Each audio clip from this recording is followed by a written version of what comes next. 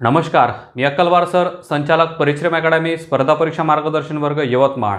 आजच्या लेक्चरमध्ये आपण बघणार आहे संयुक्त संख्या। ठीक आहे, याच्यापूर्वी आपण पाहिल्या होत्या मूळ संख्या, आता बघू हे संयुक्त संख्या। पहा, संयुक्त संख्या पाहण्यापूर्वी आपल्याला संयुक्त संख्येचे काही महत्त्वाचे पॉइंट आहेत जसे डेफिनेशन वगैरे हे पहिले पाहून घेऊ, त्याच्यानंतर आपल्या प्रॅक्टिसला सुरुवात करू। तर पहा, लक्ष द्या, सुरुवातीला दिला डेफिनेशन दिलं आहे या ठिकाणी। पहा काय म्हटलं आहे, पहा त्यांनी एक मध्ये, एक व सर्व मूळ संख्या वगळता इतर सर्व संख्यांना संयुक्त संख्या म्हणतात। म्हणजेच काय, एक आणि मूळ संख्या या सर्व सोडून दिल्यानंतर जे उर्वरित संख्या आहे या सर्व संख्यांना काय म्हटल्या जाते, तर संयुक्त संख्या म्हटल्या जाते। येईल लक्षात।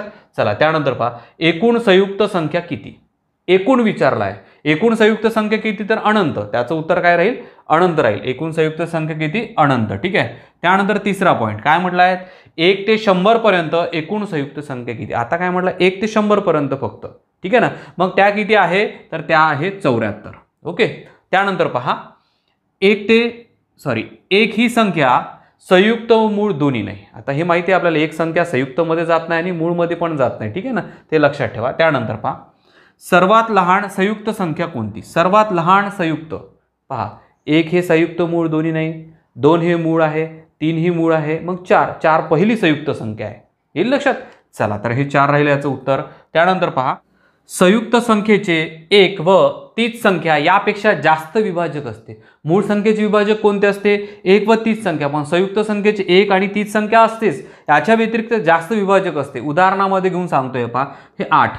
ठीक आहे, 8ला पहा 1ने भाग जातो, परत 8ला 8ने पण भाग जातो, पण 8ला पहा 2ने भाग जातो, 8ला 4ने भाग जातो। येत आहे का लक्षात। म्हणजे ही कोणती संख्या असायला पाहिजे, तर ही संयुक्त संख्या असायला पाहिजे। संयुक्त संख्या म्हणजे काय, तर त्याला 1 आणि 8, पहा जे उदाहरण घेतलं आहे 1 आणि 8 याच्या व्यतिरिक्तही काही संख्येने भाग जातो, त्याला संयुक्त संख्या असे म्हणतात। येईल लक्षात। चला, हे जे पॉईंट दिले आहे मी हे व्यवस्थित वाचन करा आणि पाठांतर करून टाका, कारण या 74 संख्या, 4 हे वगैरे हे सर्व पाठच पाहिजे आपल्याला। ठीक आहे ना। चला, याच्यावर आधारित काही आपण महत्त्वाचे असे गणित बघू आपण। ठीक आहे,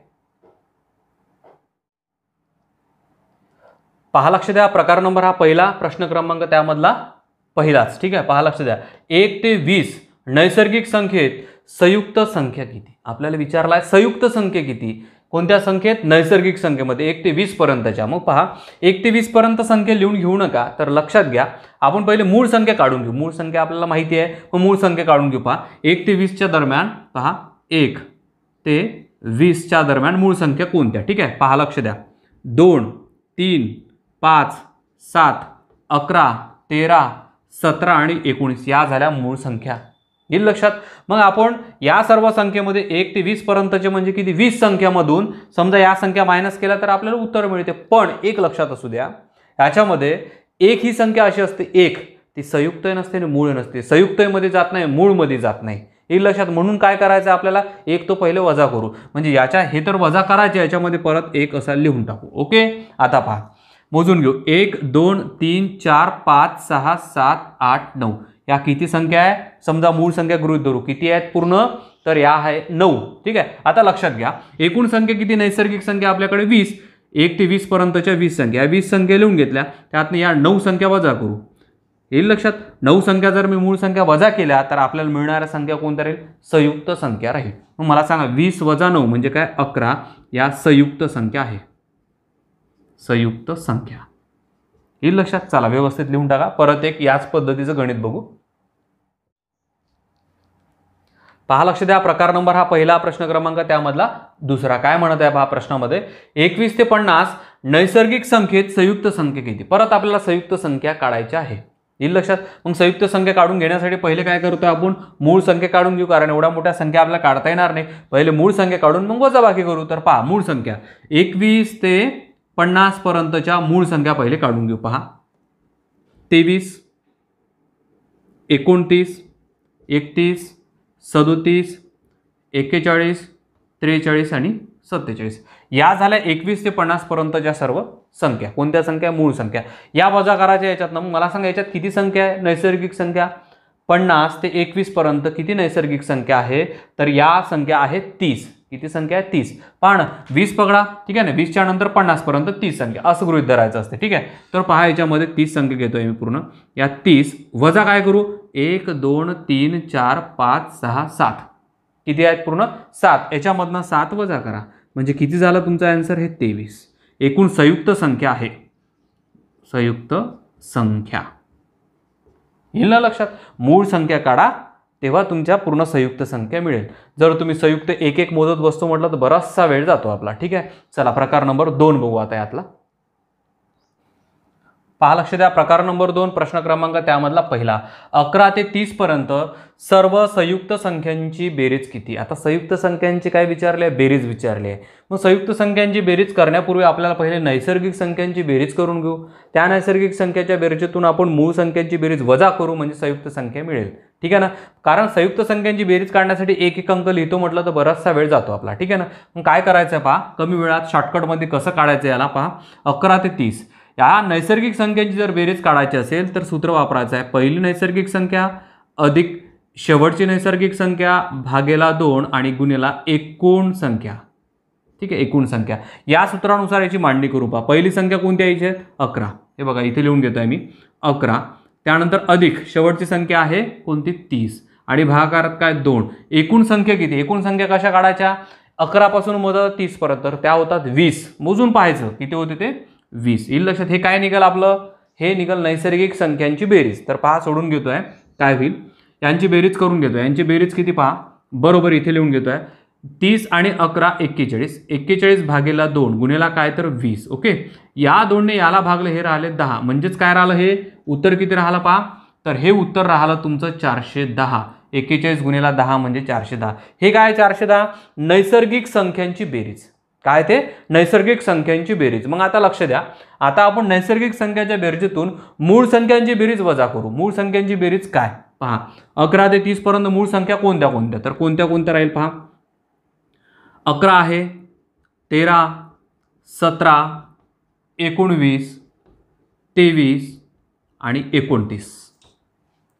ठीक आहे, या सर्व संख्या काय तर मूळ संख्या. आता मूळ संख्यांची बेरीज आपण करू आणि त्या संख्येतून वजाबाकी करू. बस झाल्यात. मूळ संख्यांची बेरीज किती होते पाहू बरं आता. या हा 9, 9 आणि 3 12, 12 आणि 9 किती होतात 21, 21 आणि 7 28, 28 आणि 3 28 आणि 3 31, हा एक 32, 32ची किती 2 राहिले किती 3, 3 आणि 2 5, 5 आणि 2 7, 7 आणि 1 8, 9 10 11, हे किती झाले 112.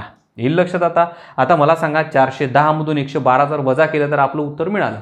मग काय करता येईल पहा, या 410 वजा 112 किती होते पहा बरं. वजाबाकी करून घेऊ. पहा लक्ष द्या, बाजूला घेऊन मी वजाबाकी करतोय. 410 वजा 112. ठीक आहे, इथे एक घेतला म्हणजे 10 मधून 2 गेले 8 राहिले, हा एक इथे. आता पहा या ठिकाणी परत एक घेतोय, 11 मधून 2 गेले 9 राहिले, हा एक इथे आला. 4 मधून 2 गेले 2 राहिले, किती राहिलं उत्तर 298. किती राहिलं उत्तर, याची जर वजाबाकी केली तर हे राहते 298. येईल लक्षात. चला लिहून टाका व्यवस्थित 298. आपल्याला हे गणित सोडवताना गुंतागुंतीचं वाटते पण इलाज काही नाही आहे. ठीक आहे ना. साध्या सोप्या पद्धतीने नैसर्गिक संख्यांची बेरीज करा, मूळ संख्यांची बेरीज करा, वजाबाकी करा, उत्तर मिळते. येईल लक्षात. नाहीतर मग संयुक्त संख्या लिहित बसावं लागते पूर्ण आणि त्याची बेरीज करावं लागते. आपल्याला मूळ संख्या माहिती आहे, संयुक्त संख्या कन्फ्युजन होते लिहिताना. येईल लक्षात. म्हणून काय करायचं, या पद्धतीने त्या गणिताला खूप कमी वेळात सोडवता येते, हे लक्षात घ्या. ठीक आहे. आणि एकतर आपल्याला संयुक्त संख्येवर खूप कमी प्रश्न असते, खूपच कमी प्रश्न असते. सर्व प्रश्न हे मूळ संख्येवरच असते, हे लक्षात असू द्या. एखादा दुसरा प्रश्न येतो त्याच्यासाठी हे आपल्याला करावं लागते. येईल लक्षात. परत एक गणित बघू याच पद्धतीचं आपण. पहा लक्ष द्या, प्रकार नंबर 2 प्रश्न क्रमांक त्यामधला दुसरा. काय म्हटलं आहे पहा, 21 ते 40 पर्यंत सर्व संयुक्त संख्यांची बेरीज किती. प्रश्न तसाच आहे, संयुक्त संख्यांची बेरीज. मग त्याच पद्धतीने यालाही सोडून घेऊ. पहिले काय काढायचं आहे आपल्याला, नैसर्गिक संख्यांची बेरीज, त्याच्यामध्ये मूळ संख्यांची बेरीज वजा केली की संयुक्त संख्यांची बेरीज मिळते. ओके, तर पहा लक्ष द्या, 21 ते 40. मग आपलं सूत्र माहिती आहे तुम्हाला, पहिली संख्या अधिक शेवटची संख्या भागेला 2 गुणिला एकूण संख्या. मला सांगा हे कशाचं सूत्र आहे, हे आहे नैसर्गिक संख्यांच्या बेरजे सूत्र. या पद्धतीने मांडणी करून घेऊ. पहिली संख्या काय तर 21. पहा 21 अधिक शेवटची संख्या ही 40, भागाकारात 2 गुणिला एकूण संख्या. 21 पासून 40 पर्यंतच्या संख्या आहे आपल्या एकूण 20. मोजून घ्यायच्या 21 पर्यंत 40, 21 पासून 40 पर्यंत मोजायच्या. बरोबर काय मिळते तुम्हाला 20. तर काय होईल पहा, आता हे लिहून घ्या. हे किती झाले, हे झाले आपले 61. 61 भागेला 2 गुणेला काय तर 20. ओके, बे एक बे, बे एक बे, इथे राहिले 10 म्हणजे 610 झाले. 61 गुणेला 10 म्हणजेच काय आहे 610. येईल लक्षात. मग मला सांगा नैसर्गिक संख्यांची बेरीज किती मिळाली आपल्याला, हे मिळाली 610. याच्यातनं काय वजा करायचं आहे, मूळ संख्यांची बेरीज. मग मूळ संख्या सांगा मला आता किती ते किती, 21 ते 40 पर्यंतच्या मूळ संख्या. 23, 29, 31, 37 झाल्या, 4च संख्या आहे.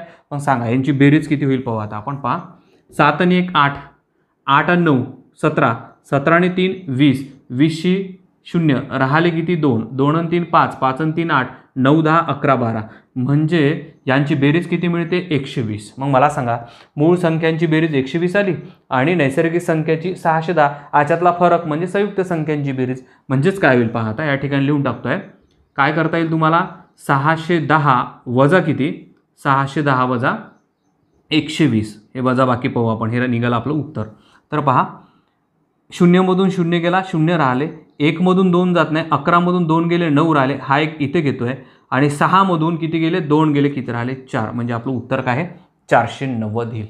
येईल लक्षात किती उत्तर राहील 490. तर पहा या पद्धतीचे जे गणित आहे संयुक्त संख्येवर खूप कमी प्रश्न विचारला जाते, त्याच्यामुळे प्रकारही याच्यावर कमीच आहे आपल्याकडे. ठीक आहे. आणि याच्या व्यतिरिक्त जे मूळ संख्या याच्या अगोदरचं टॉपिक घेतलं, भरपूर प्रश्न सराव प्रश्न भरपूर घेतले आपण, ते व्यवस्थित करा. येईल लक्षात.